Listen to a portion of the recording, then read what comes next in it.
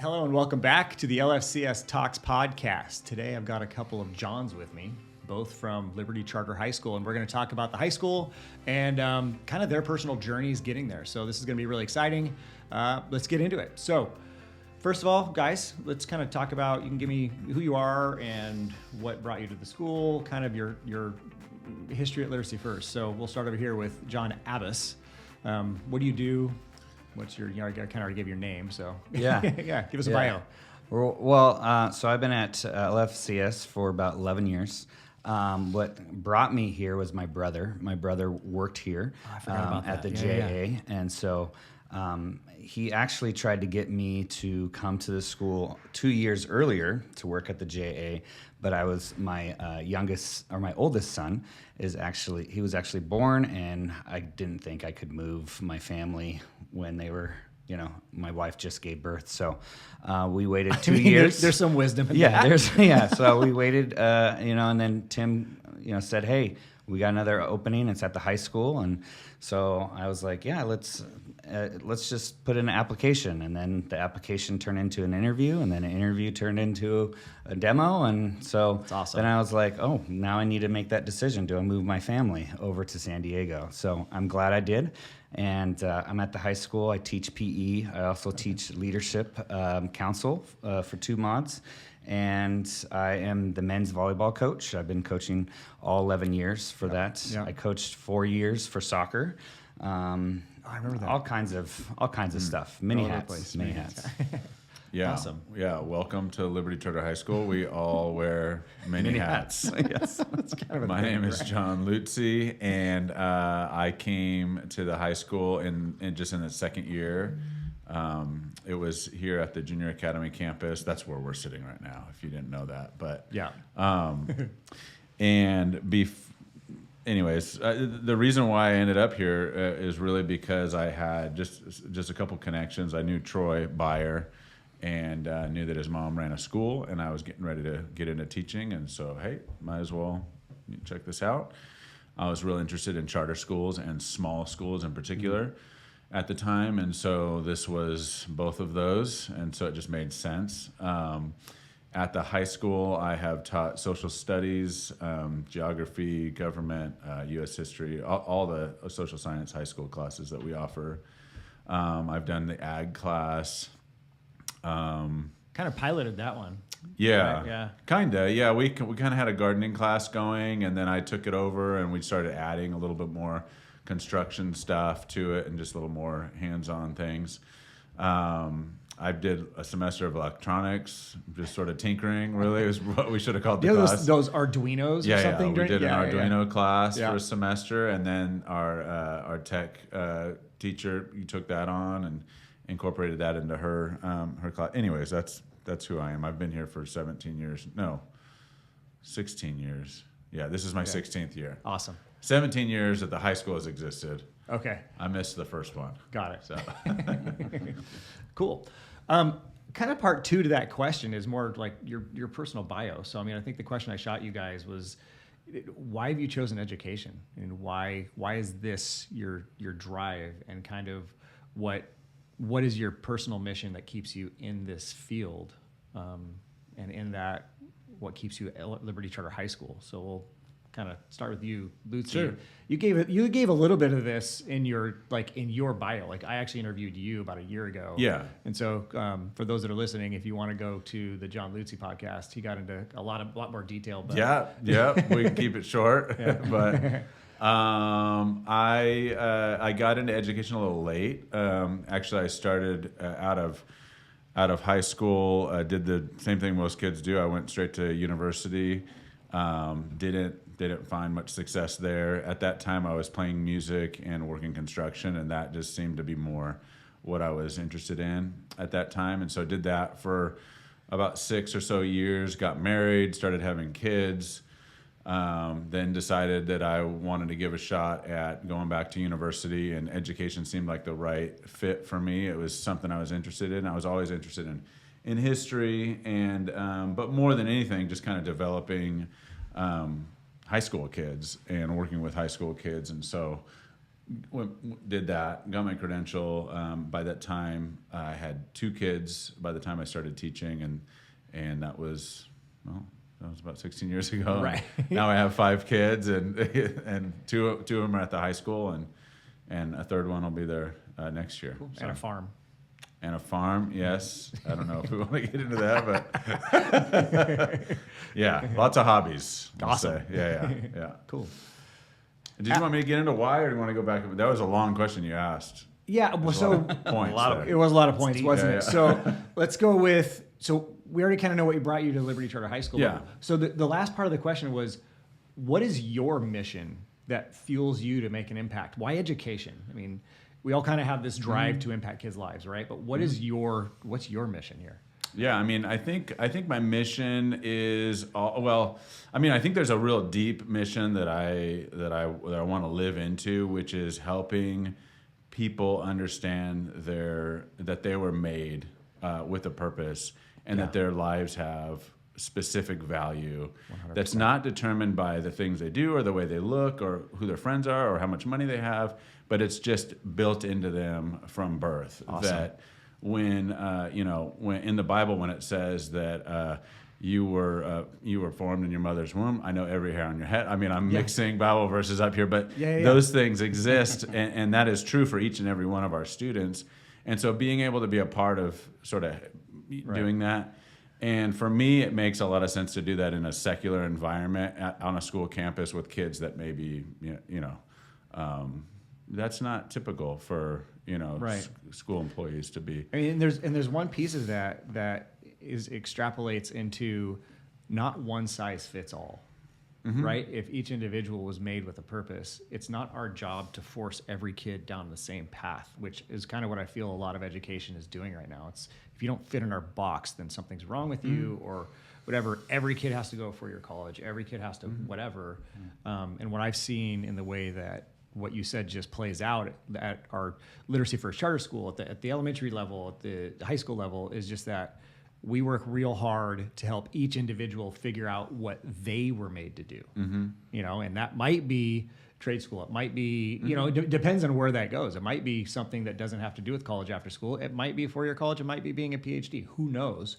But not everybody's the same. And so that foundation I've seen play out real great in kids' lives. Yeah, and we're getting ahead of ourselves a little bit here, but I think that's one of the things that we do at Liberty really well is helping kids identify sort of purpose and interest and all those things. And we've been it's a big machine that we're working against, the machine of university and sort of just that typical thing, but just to help kids understand that really success is found in figuring out who you are, developing your character and those kinds of things, having good relationships with your friends and family, doing things that are meaningful. And that can be, the job you have is sort of like, it's not always besides the point, but sometimes it's just a vehicle to do other things. Or it's, it feels good to wake up in the morning and have a job and do it. And to have a fulfilling life doesn't mean that you need to be, work, you know what I mean? Like, you need to be a lawyer or a doctor to have a fulfilling career. Correct.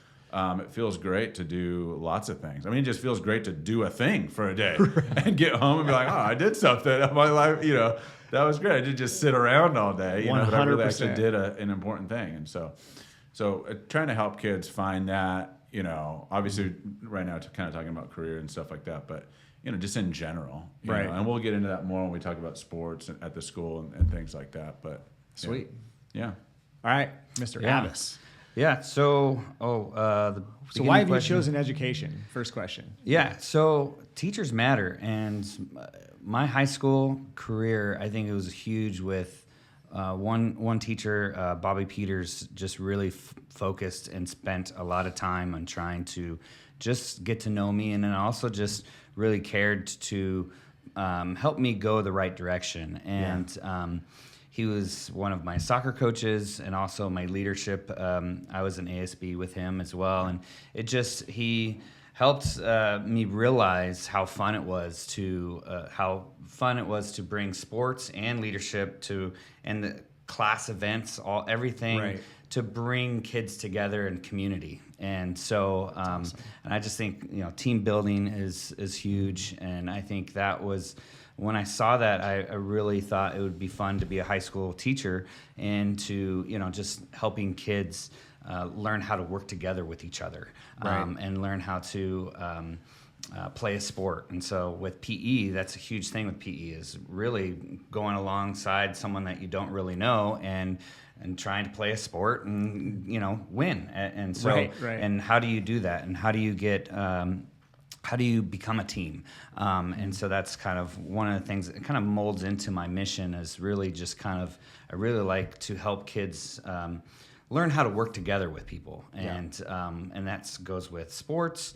It goes with working in leadership council, coming together and putting on this event for the Right. school, and then also for that community to feel like they are, as a school, this is something fun to be at, being at a dance and being at these fun events, and just, I think that is something fun for the kids. And that's one of the things that I'm passionate about, is just really helping kids learn how to work together and learn teamwork and just having community. Right. Absolutely.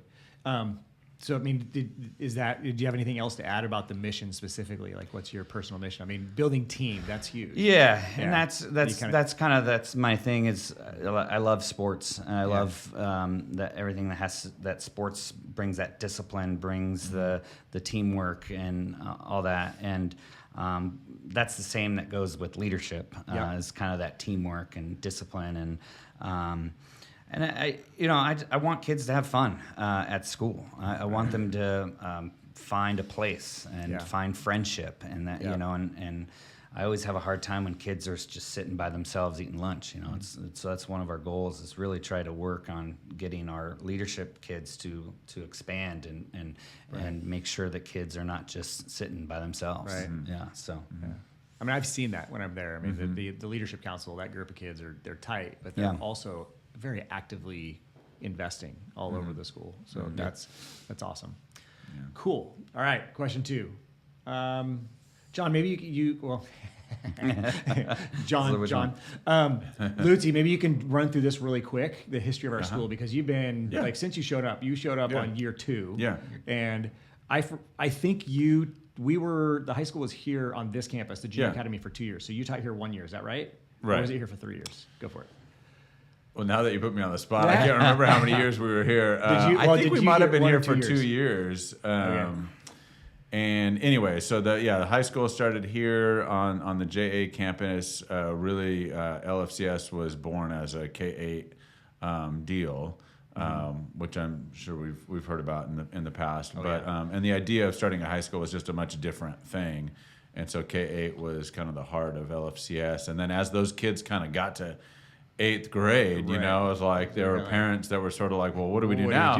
We love LFCS, how is this going to work? And so Debbie Beyer and that team, went and expanded the charter to include a high school, and that's a whole thing for another time. That was huge. Yeah. But I think the Steve and Debbie podcast, where it was that one. I think they got into that. They got that story. Yeah.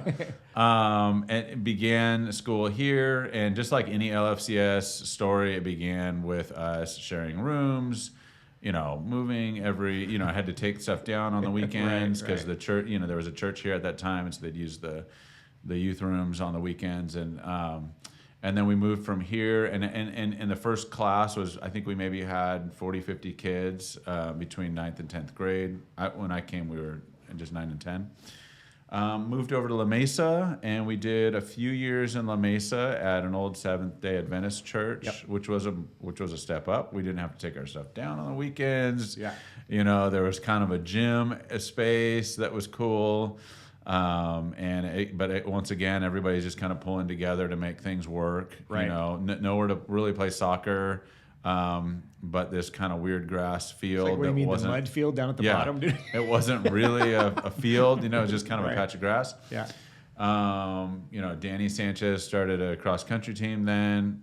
We didn't have a track or anything like that, so just And that's kind of the story of anything LFCS. Definitely like kind of bootstrapping every way, every step of the journey. And then at Lemon Grove, which was just such a blessing to the school community to have a campus that was big enough for everybody, had classrooms for everything, office space, a big field. And we were able to connect with the community there to use their gym space for volleyball, basketball. Right. And we were there for 10 years, so that was a good kind of landing space for us for that time. And then and now we're in our third year in Alpine, which has been a new journey for us, a really neat community, kind of a similar situation as it was in Lemon Grove, definitely connecting with the local community and finding spaces for our baseball team to play. Where does, the school that we're at now doesn't have a gym, and so we use a gym down the street at the local middle school, Joan McQueen, and so it's just it's been a journey. It's been good, and every step of the way, it's really just kind of the same idea. Like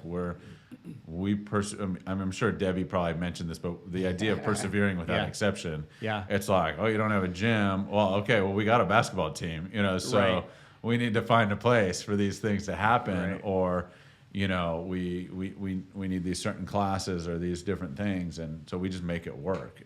Absolutely. Really. Yeah. And I hope that helps. That's kind of a history of the high school in a nutshell, But I mean, that's kind of like the places we've been. The heart of the high school has always been the same. Absolutely. The idea of just kind of what the high school sort of stands on, which can be described in a number of things. But I think the main kind of idea is just character, that's always been the thing. We've always had a leadership where we break the kids out, and do some kind of leadership thing in small groups, and character's been huge. Even before we really had to find the Esslers, I remember doing leadership at the Lemon Grove not Lemon Grove, La Mesa campus. Yeah. So, Mr. Abbas, how about, so you started when we were in Lemon Grove, right? Yeah. So it was the second year. Was there any pieces of that you could add context to about your experience with the history?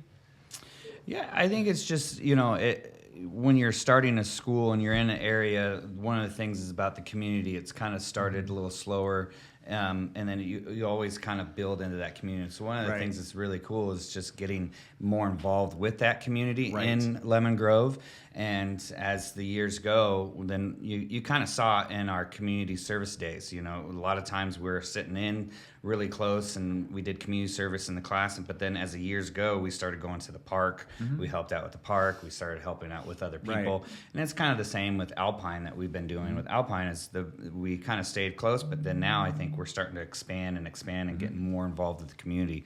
So I think that's one of the cool things about our school is really focusing on that community and helping the kids to understand that too as well. Awesome. But I think when you talked about just that character, that was kind of one of, I don't know if I'm jumping too much, but that was one of the things that really pushed me into this school and finding that love for the school is the leadership portion of it and the character and just involving, not just in leadership, but throughout the whole school, just talking about character and how every event involves character. Every event really kind of, that's that core piece. And so just with leadership meeting every Wednesdays, actually taking some time away from academics. I mean, academics is huge. It's important. But just to take some time every week and say, look, we're going to put academics aside and just focus on you as a person. And that's something that I fell in love with, and I thought it was really cool. And kind of just giving a little more context, that we had leadership groups. We had about 20 kids for every teacher. And so we started with, as a freshman, you'd have 20 freshmen, and the teacher would go with you as the years go. So then at the senior year, you have 20 seniors, and you've kind of connected with those groups of boys. And so, which that was a lot of fun, and it was really cool to be able to do that. And you really felt like you connected with these kids and learned and helped. It's kind of like walking through life with them, And then But now we switched it up when we went over to Alpine. We'll have like 4 kids of freshmen. We kind of separate them. So we have 4 sophomores, 4 juniors, and 4 seniors. So it's really cool because then the seniors, individual classes, yes, but then integrate seniors with freshmen and sophomores and juniors. So it's really cool because we've really seen the seniors kind of step up and really and help kind of mentor these freshmen. That's so great. And so it was really cool to see that. I think it was really nice that we made that decision because I think it really has we're starting to see a lot more fruit from it. So that's one of the things that I really enjoy about our school is the character part of it and the leadership and really just kind of saying, hey, we think academics is very important. I'm not saying that at all. I'm not saying, but in the sense of just being able to step away from it and focus on that, I think that's huge. Well, I mean, it's to use an extreme example, right? There are lots of highly intelligent, highly academic, evil people in this world, right? Or have been over history. So we can look back at terrible wars that have happened. We can look at Hitler. We can look at all of these people that are universally known as like bad people, but also known as highly intelligent people. Character is the component that takes character and morals is the component that takes an intelligent person and then allows them to make a change in the world that makes this world better, right? Yeah. So we're not in the game to make a bunch of evil geniuses. We're in the game to create highly intelligent, highly driven, character motivated, aware, like ethical people, and it seems to be succeeding pretty well when we hear our seniors go out into the real world and then come back and talk about what it's like in their jobs. They do great things. Yeah, they really do. Yeah. And it's one of those things where at the high school, we repeat kind of the same mantras repeatedly. We say them a lot. We want you to be values conscious. We want you to be an effective communicator. And the kids are like, all right, I get it. And then, and then when they come back, it's almost without fail that students will come back and they'll be like, those things kind of annoyed me when you kept mentioning it, but I get it now. And so we just we know that, particularly as freshmen and as young kids, that's just a message that's just being ingrained into them over and over, and so that's part of the intentionality behind. It's not a leadership lesson that we do like twice a year, where we're like, and today's our day for character, It has to be something that happens regularly, because we know that it just needs to be repeated a lot, for kids for anybody to get character's not just isolated to these leadership things that we've been talking about. It's, sure. It's implied and taught and on the walls in every classroom, in every conversation. And I mean, kids get super annoyed by it. Yeah. But the truth of the matter is, if you know the way human brain works, repetition is how you get something stuck in there for a long time. And that's just how it works. Yeah. That's just how it works. So, Cool. Yeah, so, I mean, we kind of got into that. That seems like the fundamental values that started the school. Is there what else about Liberty Charter High School? What are the fundamental, like the bedrocks? Like we've kind of mentioned this twice, I think, already. But is there anything else that lies in that foundation that we built for the school? Yes, I mean, I think the drive to have a traditional educational setting that does the things that we have done in school for years and years, those kinds of things that over the last, I don't know, 10, 15, 20 years have kind of become passé and sort of like, we don't do that anymore. Like saying the Pledge of Allegiance every day at a high school is and that it's not something that's just done in passing, I've been to school, I've visited schools where they don't say it at all. I've been to schools where they just kind of rush through it and more or less ignore it. But where that's just a thing that we say every day, just as just Americans who are proud to be a part of the institution of America and people that are driven to bring those ideals to fruition, With that, I'll just step in real quick, a little story within that. With leadership, we do announcements every morning with it. And so it was kind of funny because one of the students came up and said, hey, your leadership students isn't doing it correctly. And he kind of called us out on it. And I was like, oh, yeah? And he's like, yeah. And it really is kind of making it like a joke. It's a serious thing. And so he asked if he can do it next year, which is this year, and he's been there every single day and does it every single day, and he's really into it. The pledge, yeah. And it's really awesome to see that he really owned up to it and really took some ownership of wanting to do it and the school and lead for the school. And he's not in our leadership group, but that's one of his things that he really wanted to get involved with. Awesome. So sorry to was it you yesterday that I was talking to in the parking lot at the beginning of school when the pledge went off, or was that Mr. Sanchez? Might have been Sanchez. I don't know. Yeah. Well, I was talking to one of you guys in the parking lot. It was funny because we're talking about, something going on at school and stuff like that. Yeah. And then the pledge comes on, and it's on the speakers. You can hear it throughout the entire school. Mm-hmm. And so we just stopped and stepped out from underneath the balcony thing so we could see the flag. And we just stopped the middle conversation to do the flag. And I looked to my left, and there were like 3 kids that were walking up to school late. Mm-hmm. They just stopped in the middle of the parking lot. Yeah. Not dangerous, but they stopped in the middle of the parking lot. It was just, this is serious. They just stopped. They put their hand on their heart, said the pledge, then continued on to class. Like, even it was cool to see that even though they were a little late to school, they still recognized the seriousness of this moment outweighed the rush to not get a tardy. It was, what? No. We stopped. This is what we do. Yeah. I think also they saw 2 administrators standing there. It helps. We're not going to run by 2 it helps when you model it. Yeah. They would have, because we would have both been like, what are you I didn't even look at them. They just stopped. And that's normal for, because... Yeah, it's so cool. And just for high school students, it's always kind of awkward in the morning when if they are in that position, like, well, should I rush to class or should I wait? And it's like, no, we're all pausing now. This is what we're doing. We're gonna do this now, and then you can get to class. Yeah, and it does help to have adults that are clear about that. That are clear about what matters most. And to say, no, right now we're doing this thing together, and this is what it looks like to do that. And this is, it's not a military institution, obviously, but, if it was, every car would stop. I mean, everything would stop, Right. So it's like, this is sort of the decorum for that, and just helping them understand that, and when you do say when you say the Pledge of Allegiance, the thing that you're pledging to is really those ideals, and being a part of whatever comes next, and in the journey of sort of the American story, and being a part of bringing those ideals to fruition. Right. It's not something that's done.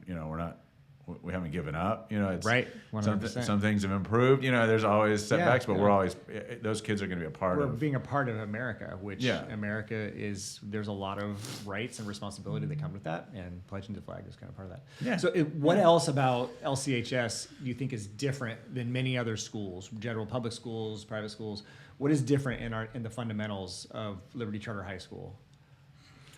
Well, I mean, we're coming up on it right now with our Unity Week. Yes. I think that's something that I don't know if many schools kind of take time off of academics and just focus on the community for a whole day. Yeah. I don't know how many schools will take a day off just to have a guest speaker come and talk, and then also just us playing games together. And so the Unity Week is kind of that, where you kind of focus on help them focus on service, their self, and also team building. So it's that whole from Wednesday on to Friday, we just kind of take time and work together as a team. And so awesome. I think it's a really cool thing that we do. It's one of those things that I really enjoy about our school. We do powder puff during that time.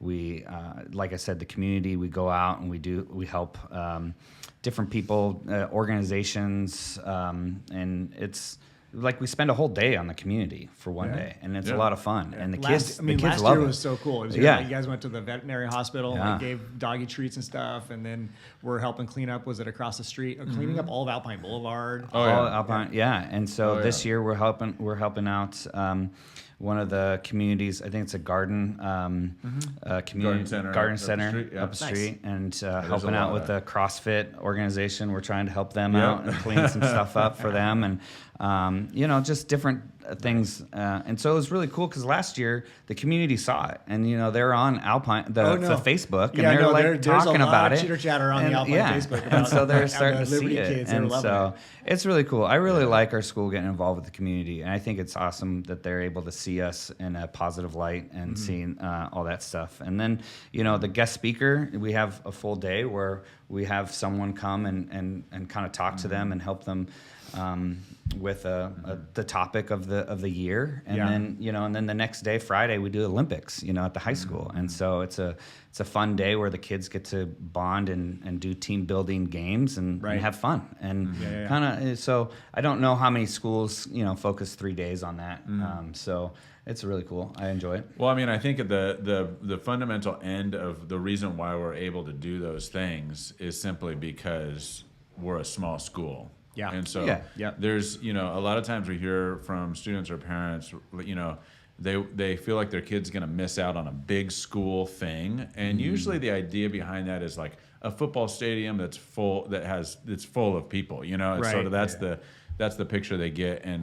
And when you have that, you give up, the thing that you give up is the ability to have days like Mr. Abbas is talking about, like a community service day where every student in the school is is in the community of Alpine, where typically, you might have like a club, that might do that for a day, and that only encompasses a few students, and so all of these things that we're able to do at Liberty Charter High School is a function of maintaining sort of that small school environment. And so because once we get out of that, then it becomes, we can't manage, we couldn't do that with 2,000 kids, Well, I mean, it's crazy. So personally, in my own life of high school, I went to a little private school with about 300 kids freshman, sophomore year. Then I transferred to Valhalla, which was at that time before Steel Canyon was open. So I think my class had 700 kids. I think there was 2,900 kids in the whole school.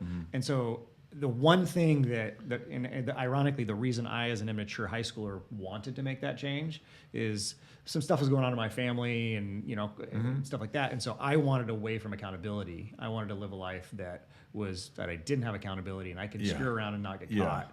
And that's why I left the little school, because at the little school I was known, and I knew if I went to this big school, I would just be a number and I could disappear and get in all kinds of trouble and no one would really know or care.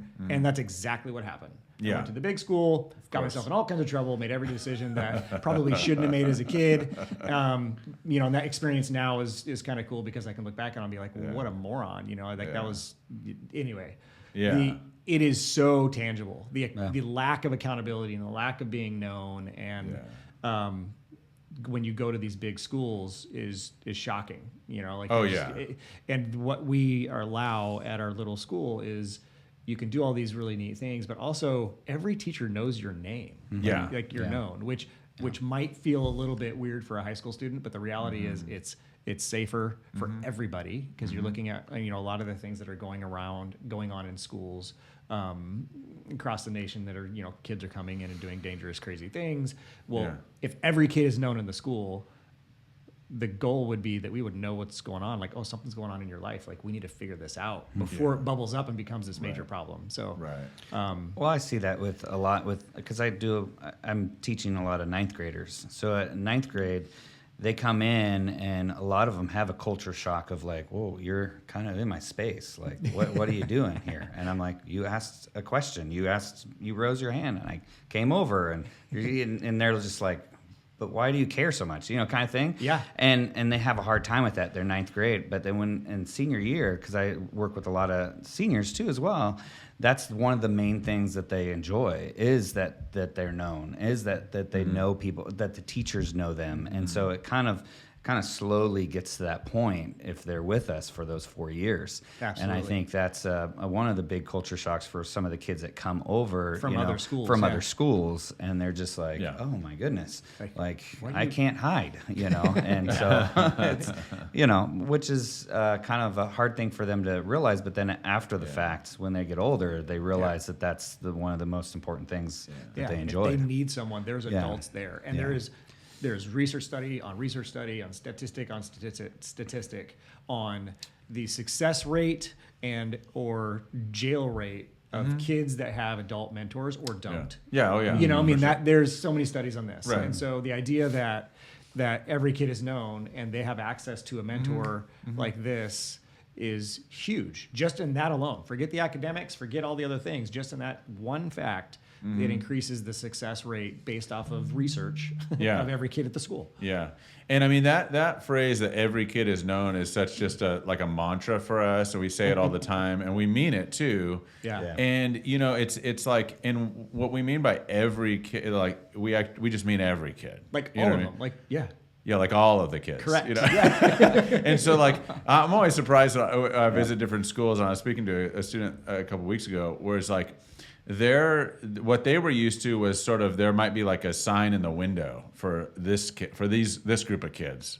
Like this teacher knows this group of kids, and so I can go to that class, you know, if I need to be known or whatever. Yeah. And it's all sort of segregated in that way, like. But at our school, when we talk about it's just every class. You know what I mean? Every teacher is here to know you. Yeah. And we don't need to put like symbols and or different flags in our room to identify us as like allies of one group or friends of a different group. It's like it's just every kid. You're a people. Yeah, we like to know people. Right? Yeah. Every student is known. That's it. Like there you go. And and it helps to be known by a lot of you because naturally you're going to kind of gravitate towards one personality or another. And I really enjoy this teacher and we connect. But that's a beautiful thing of having a staff of teachers that are all on board with that. Yeah. Because then that just naturally happens. Absolutely. Yeah. What are the things that you guys like about Liberty Charter High School? Like that you appreciate working at Liberty? What are the things that you're just like, this is awesome. I like being here because of this. Well, I like the people I work with. Yeah. I mean, first and foremost, I love the people that I get to work with every day. I mean, we have a great staff. Yeah. And they're all moving in the same direction. They get along. You know what I mean? It's just like we like each other. That's a good thing. We get to staff meetings. Everybody's chatting and laughing and carrying on. Homemade dip. Yeah, lots of good food. I wasn't going to mention the food, but the food is really good. Also, good. Yeah. I mean, that's the first thing, and I think that's really important to an employee, but also like it's like when you're a kid in a house with parents that love each other. You know what I mean? Yeah. Like you just feel it's good. It is. Yeah. When you're on a school campus as a student with teachers that like each other, that get along, that talk to each other, that they play games, you know what I mean? They get involved. No, I get it. It just feels safe and good. I think. No, 100%. Yeah. Well, I think what your example for that for me was like the first week of training week and my first year. I don't know if you remember this, but Danny Sanchez had his appendix taken out the first week of, I think, 11 years ago. He has a history of things during training weeks. I think he's just trying to get out of training week. I think so, too. But it was crazy because, like, what was new for me, and I hope I'm okay saying this on this, but it was find new. Out. Yeah, we'll find out. I might delete this. But, like, everybody just kind of got up, and someone was like, hey, can we pray for Danny? Let's pray for Danny as a whole group. And so it's just like, that moment where you just like it just sinks in, like that gut feeling. You're just like, oh, that's so cool. Yeah. Like that was so like that meant a lot to me to see that. Like and I felt the community really care. Yeah, like you guys actually care about your staff. You actually care about people, and so that right there. I mean, it was like probably the third day of my first year of teaching, and I realized I was in a place that I could be safe and I could be known and also cared for. And I think that's one of the cool things about our staff is that when we're going through hard times, and teachers do go through hard times, and that I know that teachers are there, they'll come up to me and they notice that, dude, you're having a rough day. Yeah. Can I pray for you? And like teachers would come up to me and do that. And not just that moment, but throughout my whole 11 years, I've had people just really spend and take their time away from their getting ready for class. And they would just be like, hey, everything okay? Or can I help you? Kind of thing. So that's something that I enjoy just as an employee, and seeing that community, especially at the high school. I'm starting to see it a lot more. Yeah. So it's been fun. That's awesome. Yeah. I mean, I have to say I love our students too. So obviously I don't want to leave them out, but we have really. It's good. Yeah. We really like our students. Yes, we do. So. And I also enjoy our sports as well. Absolutely. I think that's one of the things that kind of, yes, I'm a coach for the program, but I think also our leadership does a great job of setting an example of how, character is important within our sports too as well. Right. And it's not just like, hey, of course our goal is to win, but that's not our purpose, And so, and we just want to make sure that, the kids are able to come and participate in our sports, and it's like we have a lot of opportunity for these kids. Yep. And so I tell a lot of the junior high kids, I tell them, I say, look, our high school, you can get 4 years of varsity work in 4 years. Like you can play on the varsity level. And so, and a lot of misunderstandings with our school is that we don't play big schools or we don't play, other competitively, and so like my volleyball team plays against Valhalla, like we play against Steele, we play against Granite, we play against Grossmont, and so we play against all these schools and we also do it competitively and win too as well. Our teams have won division championships, CIF championships all over the place. And so and if you go to a bigger school, then you're like really competing against a lot of kids, and then you're going through the freshman route, the sophomore route, and then finally you get to your senior year, and now you're on varsity for 1 year, And so, and I'm not saying that's everybody, but that's one thing I love about our sports is that we're able that kids have an opportunity to play and try something new too as well. And you look at athlete development, and I think I forget if I talked to Danny or Lynn Dunton about this, but if you have let's say a freshman who doesn't have a lot of experience in volleyball, probably wouldn't even have made a freshman team at another school, and it wouldn't even have been an option. But they come here, they already make the team, and then they get this insane amount of investment into their skill set because it's a small school and everyone's known, and the same exact things we just talked about. And you see these students go from, I'm not really a sports guy, to just full-fledged, full throttle into volleyball, track and field, cross country, and they're all of a sudden winning things and succeeding. And I'll get one kid who's now running in college this year and had scholarship offers, and when he started, track and field wasn't even on his radar. Like this was not even close to what this kid wanted to be, but because he was able to make that track and field team, he graduated last year, and he's like setting records at the college he's at right now. And so that the idea of developing a skill that you didn't know you even had is an option here. It's not an option at a lot of big schools. Like why would you walk on and try to succeed at a sport that kids have been playing their whole life? Like, heck no. Right. Yeah. And I think the idea behind our coaches is that they're transformational. Yep. Anyways, and I love it the way Lynn Dunton says it, that they're not transactional, but they're transformational. And so when we run into coaches that are transactional, where it's just about winning, we see that character just gets pushed to the side.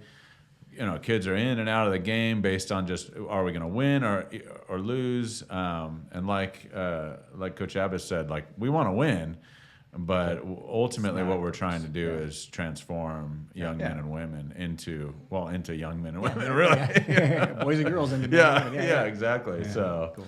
With the sports, kind of in the, I don't know how to say this, we don't just do the X and O's. It's the coaching. It's a lot more than just that. It's a lot more than skill set, but also, like I said, the team building part of it. Right. Like every year, I take my volleyball boys on a retreat, like for a whole weekend. Like we go for a whole weekend, and we focus on just learning how to work together as a team.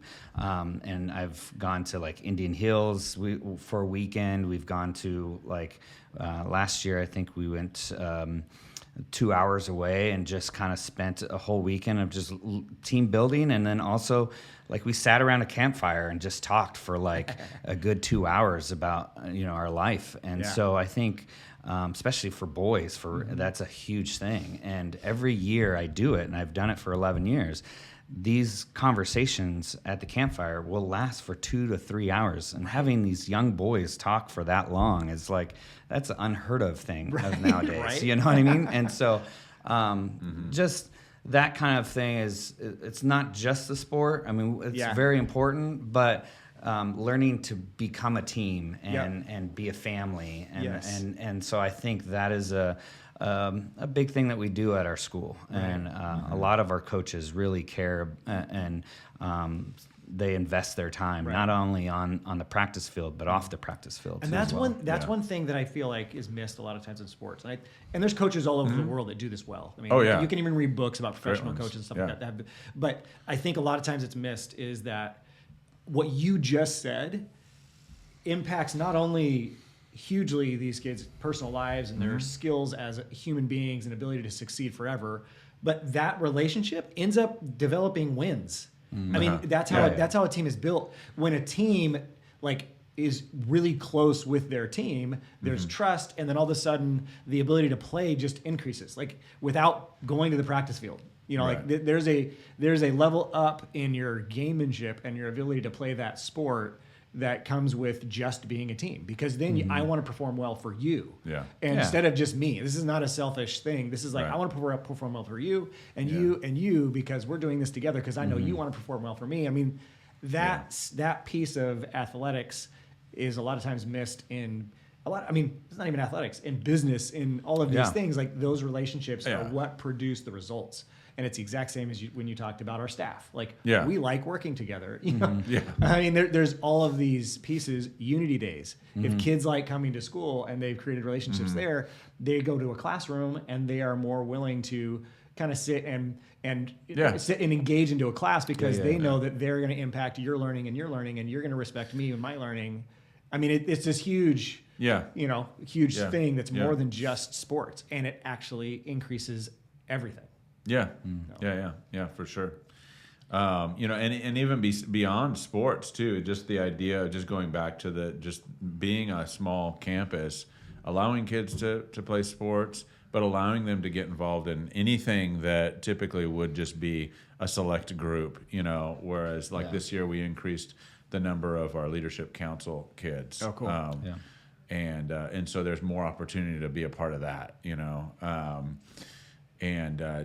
just anything like that, where you the opportunity is there, and there's just just math, right, just by percentages is like, hey, I'm going to try this. I remember being in high school, and there was a group of kids that were on ASB, and they also pretty much took all the AP classes, and they also pretty much were the athletes, right. Like, at the end of the day, they were like sort of it, And lots of other kids probably would have loved to do one or all of those things.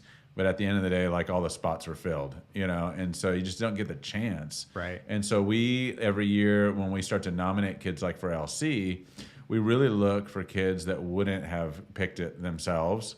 They wouldn't have sought it out on their own. And we try to go and let them know, I think you should try this. Like, you should think about, being part of leadership council, and that really sparks for them something that they didn't consider, And so we've got a lot of kids on LC this year that are a product of that reaching out, a teacher reaching out to them and saying, "That's awesome. I think you should try this," and it has impacted their lives for sure. That's awesome. Yeah. So, kind of changing gears a little bit, what's going on now at LCHS that you guys are excited about? What are some things that are happening now? Maybe even expand out and tell some stories of some students whose lives you've seen change and stuff like that. But kind of all those things. I mean, the biggest change at the high school probably that anybody would say, if you were to ask anybody, what's changed at the high school this year, they would just say yonder bags, And we chose the high school forever has more or less been what the rest of the country would refer to as cell phone free. Like when you hear a school that is like, oh, we're no cell phone school, typically what they mean is that the phones are supposed to be in their pockets and not be seen. And so like that's been our policy since day one. But as cell phones became more ubiquitous and just like a constant connection with parents and friends and social media, it became less and less a realistic expectation of students that they wouldn't be constantly distracted by something, Yeah. And so this year we made an important decision, which was to basically lock up the phones and kind of just take that away from just it's sort of like the if you've got cookies on the counter and you need to stop eating them, So let's take them off the counter. Get rid of them. They need to not be there. Yeah, right. Yeah. And so that was, and we discussed lots of different options. There's different ways that different schools have attempted this, but at the end of the day, we kind of landed on a product that you would run into if you did a lot of concerts or different venues. A lot of venues use Yonder pouches.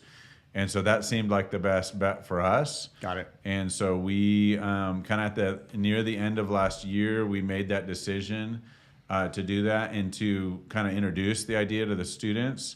Instead of confiscating phones, I started handing them back to them locked in a Yonder pouch as just sort of like the way of saying like, hey, this is coming.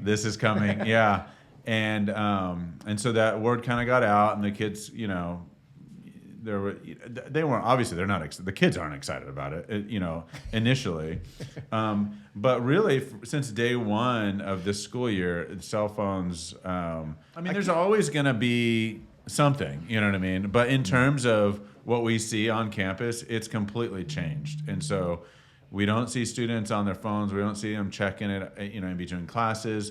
And what we do see is at break, we see kids throwing footballs, playing basketball at lunch, walking laps around the track, like talking to each other, like just all these normal things that high school kids should be doing. It's crazy. Yeah. I've been there every Wednesday, and it's awesome. Like during lunch, the field is just packed. Like outside is just packed. There's no kids hiding under thing on their phone. Yeah. Kids are talking and playing. Yeah. There's all kinds of football, basketball, volleyball, like soccer. It's happening everywhere. It's great. It's so cool. And we and at the end of the day, and I know you've talked about this on the podcast before, but the data surrounding cell phone use is just like it can't be ignored. No, is the thing, and so you get to that point where you're like, hey, as a person who has the ability to make a decision on this, the decision is obvious. It's just a matter of like how what product are we how are we going to accomplish that, but. Obviously, we need to remove cell phones for the school day, so that we can focus on interacting, learning, not being distracted while we're trying to learn. I mean, the science on just, when you're trying to learn something and you get distracted, the amount of time it takes for you to get back to that spot, it makes it's a shock that anybody learns anything. Right. You know what I mean? Like in a class where you're like, oh, if I get distracted by a buzz on my cell phone, it's going to take me in the next minute or two to like get back on track, Even if you don't look at the cell phone. Even if you don't look at it, you're like, yeah. And then you're like, oh, where were we at? Yeah. So for us, the decision was really easy to make. It was just obvious right in front of us, and it's been really positive. And we've heard almost nothing but positive comments from parents and that's been good. And really very few students, really for the most part, the students seem, they might not say they like it, but I think they do appreciate having a break and they know that it's good. Yeah. That's awesome. Yeah. No, I mean, that's something that's going on this year. That's sure. cool. From a teacher perspective, I think it's definitely helped the classroom. It's put that stress away from me, and in the sense of like last year and a couple of years, we've always said put your phones in the back of the room or put your phone in the backpack. But then you always have those students that always try to push those boundaries. And as a teacher, you felt like I was always saying, put your phone away. And you always get the kids that are looking underneath their, their lap kind of thing and trying to play a game or something. Yeah. Now it kind of just took that away. So for the teacher, it's definitely helped that stress of like, now I don't even have to worry about it because it's in that pouch and it's not right. becoming an issue. Right. It's, and also one of the things it's, you think technology, especially in leadership class, from our perspective of leadership, it's been a challenge, but then also a great challenge for us. Right. In the sense of like, a lot of times my kids were like, they ran to social media, like to promote events. Right. Let's promote it on social media here. Let's promote it on social media there. And, yeah. and it's really helped us to really rethink about how we're promoting. That's awesome. And how we're like connecting to our community. And using different ways, and because a lot of times as a kid they ran straight to that first answer, and so we try to help them not run to the first answer, but run to something that is better, That's something awesome. that is something that you care about, and so just we don't want them just to get it done and over with. Right. We really want passion involved with whatever they're doing. That's they're going to making help a them poster. long term. I mean, that's going to help them long term because everybody at this point is advertising on social media. So if any of your kids end up going into marketing, they're going to have a much more creative perspective on marketing because everybody markets on social media. It's almost not even worth it anymore. Everybody's pumping something. Everyone's an influencer. Yeah. So thinking outside of that box could make them, make the next genius just idea. a simple thing of like, from last year, like we're able to, like we would use, a band to connect with each other during events and try to like, hey, I need help with this, I need help with that. But in the sense of how to communicate, it's taking that phone away and then really having an eye-to-eye communication with someone and be able to be, I need help with this, I need you to do that, I need you, and to plan out, not just like think right then and there, but to plan out what are the issues that are going to be in these events and how can I overcome them? What can you do to help me? What can that kid do to help me? Kind of thing. So it's really helped as a leadership try to think outside the box. And at first the kids were, of course they're just like, this is my wall, I can't do it, kind of thing. But it's been great for us to be able to go around it, to go over it, That's awesome. So I think it's been a positive from a teacher's perspective. It's been a positive thing on campus for sure. That's fantastic. Yeah, for sure. Yeah, I think so. Any kind of discrete stories you can tell about kids whose lives you watch transform?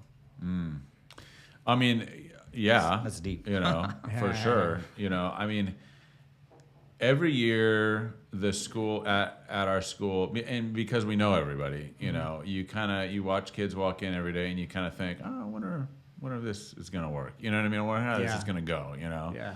And we watch those kids, and some of them make it's too small, too known, then they bail, so it's always interesting. We get to kind of this season of the year and see the kids that have that have found a place, and that's always really cool, And in the past, we've had students that come onto campus, and you just know they're going to be loved and they're going to be appreciated. It's going to be a good spot for them, and we see that year after year as different students show up with different kind of needs or different personalities, and so. We're watching some of those kids right now just make friends, where you're like, man, you spent the first 4 weeks of school not talking to anybody. All of a sudden I see you hanging out with some people. And, it's just like that spark of like, okay, like maybe we got something here, you sort of rejected it for a while and now you're finding your people, And so that's a really, it's just a neat thing to see, know, and then our community is just so loving and friendly, that a lot of kids that show up that would in a lot of places just kind of be ostracized, not ostracized like socially, but like kept in a special day kind of area, or the classes that they're in are way on the other side of campus. Got it. At a small school, everybody's together. And so regardless if you're like the top AP kid or the kid who's just learning English, and so you're in those classes to bring your English up to speed, like you're interacting and you're making friends with those you're getting connected with, Yeah. And so, I mean, we're watching those things happen, as we just kind of stand off to the side and you just see who's making connections. And so we're seeing that happen now, which is really fun, Yeah. And it's always a good thing to watch. And I mean, it just makes you feel good, Absolutely. And that they're getting connected, and the kids that are making connections with those guys are benefiting from, making a new friend, or even maybe going out of their comfort zone to say, hey, why don't you come sit with us? And so that's fun to watch, trying to be discreet. Yeah, no, that's great. Yeah. I mean, there's a lot of those stories. Yeah, I mean, as with being on campus for 11 years, I'm starting to see the fruit outside of like kids graduating, and kids coming back. It's always funny because the kids that always had the hardest time in school always comes back and to the schools to check on the teachers. But then also, these kids that you've really connected with and invested time in. A lot of my volleyball players have, reached out, and it's really cool to see their, grow into young men. And so it's, that's kind of impactful for me as a teacher to know that things are going great. And, and then like this year, just kind of talking about students on campus, one of the things with leadership, and John kind of talked about, giving kids opportunities that normally wouldn't think that these times are for them, or this opportunities for them. And we had this one student that wanted to do leadership, and we're able to give them that opportunity this year, and which we thought that was just, we're wondering where they're going to shine. And one time they wanted to be in the lion suit and our mascot, and for our event for a freshman time, and this person was, they shined in the suit. That's so cool. And they were like doing dances. They're getting the freshmen all involved. They're doing a battle dance in the middle of the hallway with another student. Just kind of like so over cool. the top. And you just saw this person shine, and it's just kind of those moments where you're just like, oh, that's really cool. And so I thought it was, those kind of moments where these kids are able to use these opportunities that we're giving them, and to have fun, and to really understand our school, and understand where they are, and some fun things for them to do. That's awesome. Yeah. So open mic question. What else would you like our listeners, mostly parents, either looking at the school or parents of our current students? This is awkward. Yeah, no, This is I mean, it. we talked. I feel like We've covered a lot. Pushed, We covered a lot. not pushed, but just more of said a lot that. Yeah, I mean, I think we've more or less set. I mean, like who would you want your kids to be learning with? You know, at the end of the day, like,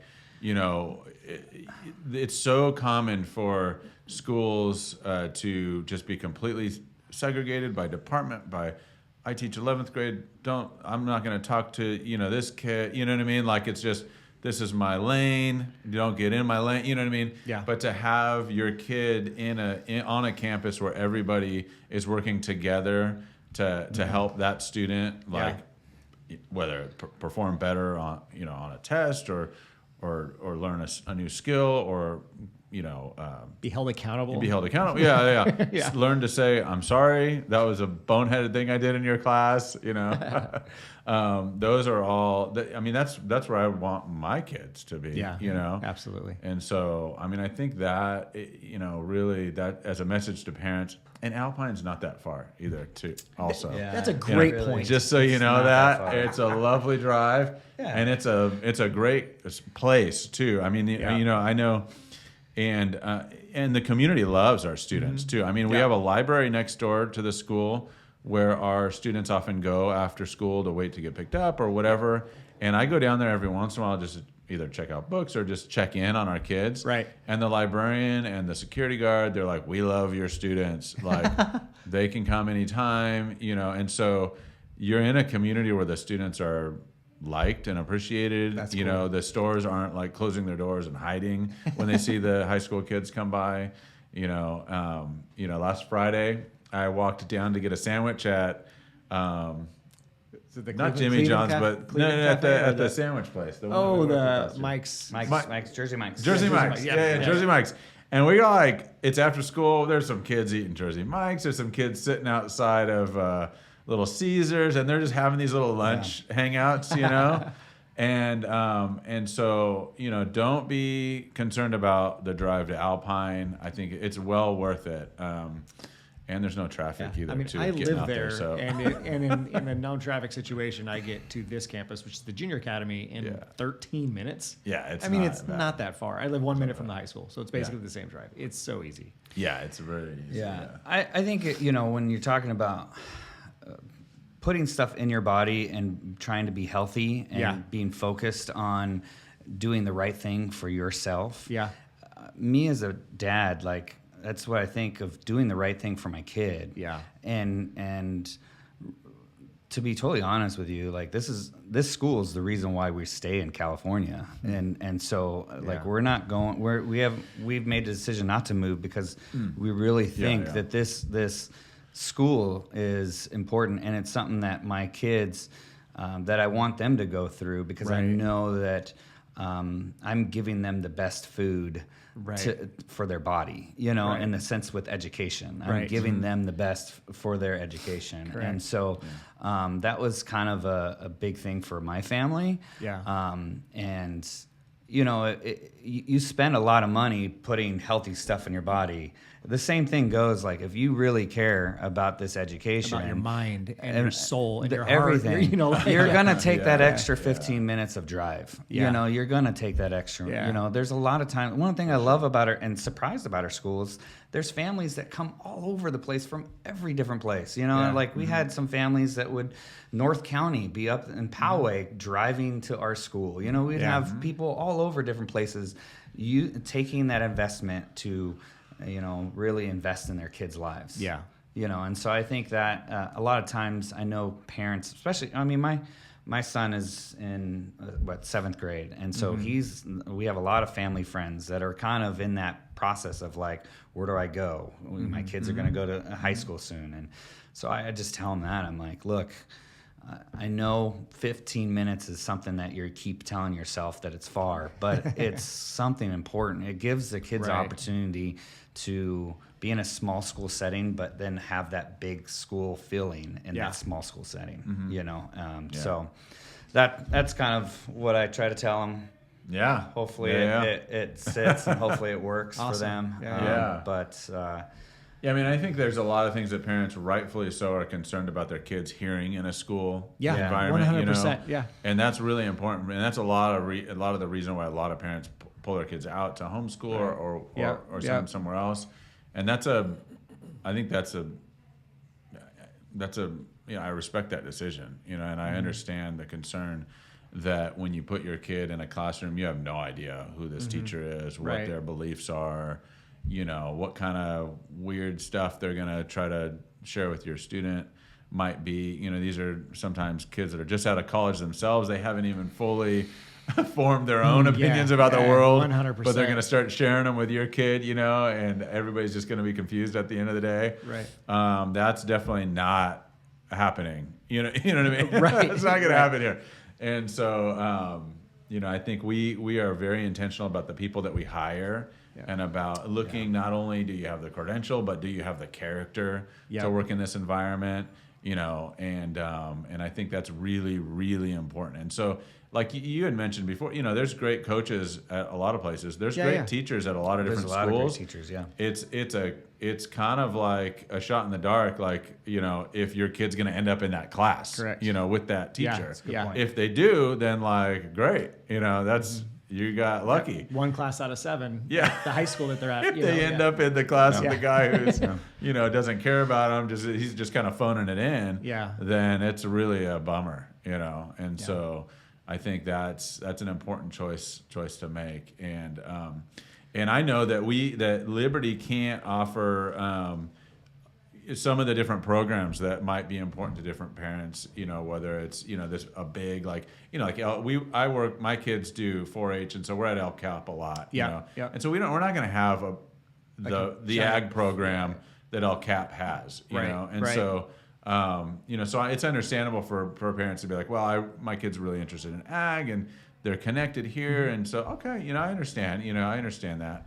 But really think about the reason why you're sending your kid to one place or another. Yeah. And like Abbas said, you know, don't be thrown off by the extra, I think it's like 9 miles east from, you know, the JA.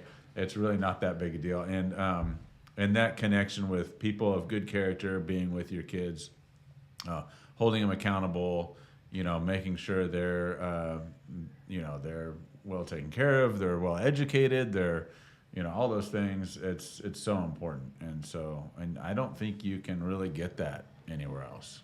I mean, so there you go.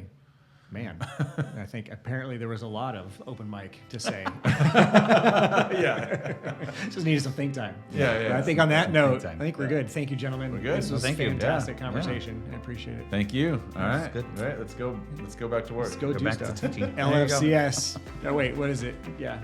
LFCS Talks out while John is already picking up his stuff. I'm already out. So.